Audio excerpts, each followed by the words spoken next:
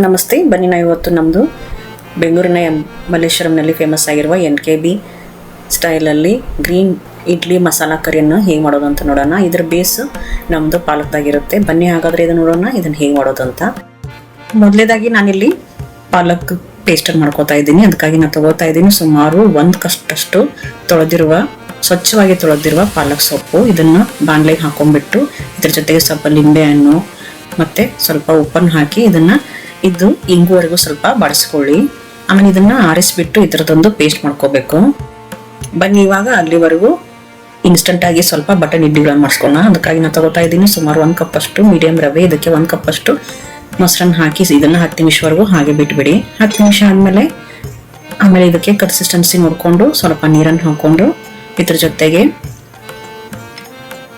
ಸ್ವಲ್ಪ ಉಪ್ಪು ಹಾಗೂ ಒಂದು ಅರ್ಧ ಟೀ ಸ್ಪೂನ್ ಅಷ್ಟು ಅಡುಗೆ ಸೋಡಾನ ಹಾಕಿ ಇದನ್ನು ಕಲಿಸ್ಬಿಟ್ಟು ಬನ್ನಿ ಈಗ ಬಟನ್ ಇಡ್ಲಿ ಮಾಡ್ಕೊಳ್ಳೋಣ. ಅದಕ್ಕಾಗಿ ನಾನಿಲ್ಲಿ ಬಟನ್ ಇಡ್ಲಿ ಪ್ಲೇಟಿಗೆ ಇದನ್ನೇನು ಸವರಿ ಹಿಟ್ಟನ್ನು ಹಾಕಿ ಇದನ್ನು ಒಂದು 20 ನಿಮಿಷವರೆಗೂ ಇಡ್ಲಿ ಹೇಗೆ ಬೇಯಿಸ್ಕೊತೀವೋ ಹಾಗೆ ಬೇಯಿಸ್ಕೊಂಬಿಡಿ. ನೋಡಿ ತಯಾರಾಯ್ತು ನಮ್ದೀಗ ಬಟನ್ ಇಡ್ಲಿಗಳು.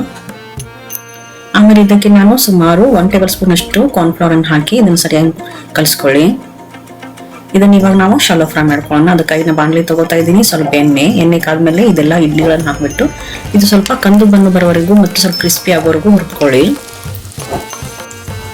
ಇದನ್ನ ಪಕ್ಕಕ್ಕೆ ಇಟ್ಬಿಟ್ಟು ಬನ್ನಿ ಈಗ ಒಗ್ಗರಣೆ ಮಾಡ್ಕೊಂಡು ಅದಕ್ಕಾಗಿ ಕಾದಿರೋ ಎಣ್ಣೆಗೆ ಸ್ವಲ್ಪ ಸಾಸಿವೆ ಮತ್ತು ಸಣ್ಣಗೆ ಹೆಚ್ಚಿರುವ ದಪ್ಪ ಮೆಣಸಿನ್ಕಾಯಿ ಅಂದ್ರೆ ಕ್ಯಾಪ್ಸಿಕಮ್, ಸ್ವಲ್ಪ ಕರಿಬೇವು ಸೊಪ್ಪು ಹಾಗೂ ಸ್ವಲ್ಪ ಈರುಳ್ಳಿನ ಹಾಕೊಂಡು ಇದನ್ನು ಸರಿಯಾಗಿ ಬಾಡಿಸ್ಕೊಳ್ಳಿ.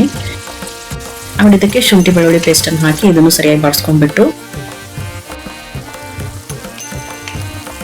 ಇದಕ್ಕೆ ಸ್ವಲ್ಪ ಟೊಮೆಟೊನ ಹಾಕೊಳ್ಳಿ. ಟೊಮೆಟೊ ಸಾಫ್ಟ್ ಆಗೋವರೆಗೂ ಇದನ್ನು ಹೋಗ್ಬಿಟ್ಟು ಇದಕ್ಕೆ ವೈಟ್ ಪೇಪರ್ ಪೌಡರ್ ಮತ್ತು ಸ್ವಲ್ಪ ಚನಾ ಮಸಾಲ ಪೌಡರ್ ಹಾಕೊಂಡು ಇನ್ನೂ ಸ್ವಲ್ಪ ಕಲಿಸ್ಬಿಟ್ಟು ಆಮೇಲೆ ಇದಕ್ಕೆ ಖಾರ ತಕ್ಕಂತೆ ಖಾರದ ಪುಡಿಯನ್ನು ಹಾಕೊಳ್ಳಿ. ಆಮೇಲೆ ನಾವು ಇಲ್ಲಿ ಮಾಡಿಟ್ಟಿರುವ ಪಾಲಕ್ ಪ್ಯೂರಿಯನ್ನು ಹಾಕೊಳ್ಳೋಣ. ಇದನ್ನು ಸರಿಯಾಗಿ ಮಿಕ್ಸ್ ಮಾಡಿಬಿಟ್ಟು